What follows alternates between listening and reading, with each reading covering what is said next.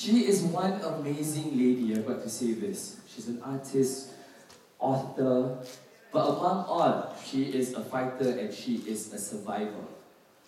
And yes, she's that little cute baby on the screen that you see currently. Ladies and gentlemen, please put your hands together and invite Liang Xiaoshi, Poesy Liang.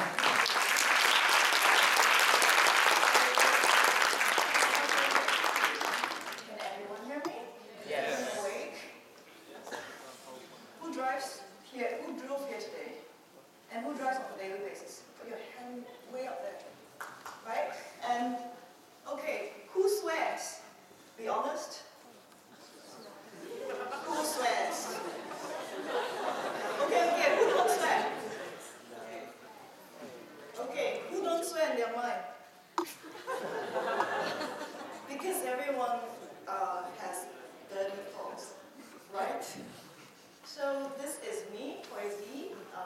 The name is actually found from the Oxford Dictionary. My mother is Taiwanese and she's actually Chinese educated. So she doesn't know English 30 years ago. So she found my name in the Oxford Dictionary. And then the Chinese name, just now, Lucky calls me 2 hours because actually my Hong Kong friends call me 2 hours because Liang Xiaoshi is it's actually a little poem, okay? Poesy means poetry in the Latin language. So it's actually poem, but my friends skewed it 2 hours. But today I'm only going to give you 1 hour, okay? The second hour you all have to find me online, all right? Okay, the reason why I asked how many people drive and how many people swear is because people swear a lot when they're driving, right? And who wants to make a better tomorrow? Who don't know how to? I better stand here. Wait, because I have to work with this videographer here so that I have nice images. My purpose and values. So, this is me. The first time I learned how to walk. Okay? All of us learn how to walk, right? Yes. Let's see what my next slide is. Where do I point this? Okay. I started learning art at 6, when I was 6 years old. I had 4 different seafoods at 6. My dad gave it to me. And started painting, and by 13 years old, I've already exhibited. And then at that point, I started working at SPCA. You know, I love animals. Who love animals? Who's an animal? So I started working with SPCA because I love cats. And I always wanted to have, you know, like you, I wanted a better tomorrow. I want to make a difference, small difference, whatever. So I go and talk to the cats, not like a crazy person. I'll talk to people who adopt the cats and make sure that the cats go to good homes and stuff. You know, just small difference. I thought I'll start here because my big dream was to make a difference with the orphans. I want to make a difference in education. I want to make a difference with research for disease. What else? Do you all have any ideas what you all want to make a difference with? Environment. Sorry? Environment. Apa tu? Environment. Environment, yes. Mother Earth, right? That's very important. There's a lot of hazards are going on right now, and it's due to human force.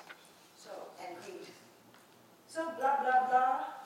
14 years old, I started doing TV commercials. My first ad was discovered, I was discovered at 14 to do my first ad, and it was a Levi's commercial. And after that, I never stopped. I just do commercial, and in the eyes of the world, it was a very glamorous thing for a 14-year-old to do, right? But I learned something else later. So anyway, at 17, my dad was like saying, so what do you want to go, what do you want to study? Did you all have problems picking what schools? Yes? Because it's like, what, everyone will do A-levels? I don't want to do A-levels, but that's 2 years, I don't know what, you know? And you know, during high school, I was on the TV set so much that I actually went to school only 2 days a week. So I am just as naughty as any one of you, or even naughtier. volunteer maybe, I don't know. So I said, okay, I want to be a fashion designer. And my dad was like, you know, you started art at 6 years old. You can be a fashion designer now without going to school. Could you like choose something,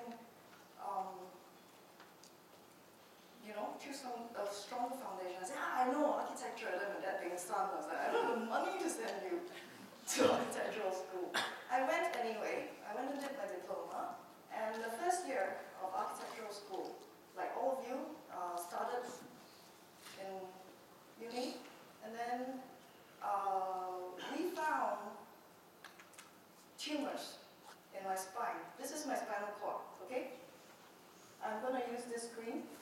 This is the spinal cord. And this white stuff here, they're tumors. So our average spinal cord is about 14 mm in diameter, okay? So the tumor started growing until my spinal cord here was only about 2 mm. It pinched my cord. And my life stopped then because I stopped walking.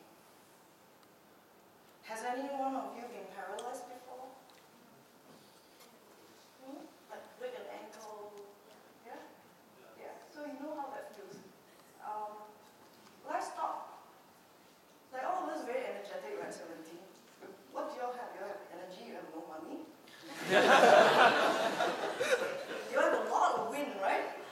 Always pop back, pop back, pop back, pop back, pop back, pop back, pop back. So where's your purpose in the life? Sometimes you have to keep quiet and then think before you speak, look before you leap, right? So at 17, this is what happened to me. I was paralyzed. And then cannot. And the doctor said I was not going to walk again because of the damages that happened to my spine. Then 17, I don't actually know what that means. At 19, I started walking again. It's just like what Baki was saying. He's not here anymore, right? So when people tell you don't dream, you have to dream. I wasn't dreaming. I just thought, okay lah, finish problem, we can start walking, right? And I was very lucky because I was a swimmer from high school, and our brain is like a computer, okay? You put in programs, right? Install programs. And sometimes your computer will screw up. It hangs. But the program is still in there somewhere. Sometimes the computer is still going really badly, but you can still access your programs, correct? You can still use those things. So this is what you never stop learning in your whole life, and that is what you imprint in your brains. Those are your programs. And those are very important. Always learn every year. Go back to school whenever you can afford it. And if you can't afford it, go and learn something free. So, 19 years old, I started ballroom dancing. Went back to see my doctor. They were like quite shocked. You know, I could even wear high heels. And I went back on TV. And then after that, you know, I'm like, okay, life is short. I want to start working towards my purpose and value already. What did I want to do? Make a better future, right? Better tomorrow, like all of you. So with the SPCA little exposure that I had, I decided, let's do something. So I started back then to, you know, sometimes Tanjung Golden Village, the cinema would give like 2 cinema tickets to SPCA to sell, and then all proceeds go to charity. And then all these volunteers would take sell 2, sell here. I say, give me 200. I make 5 phone calls. Friends, my richest friends on the list, I say, hey, can you buy 40? Can get your PA to write the check directly. But what am I getting these tickets for?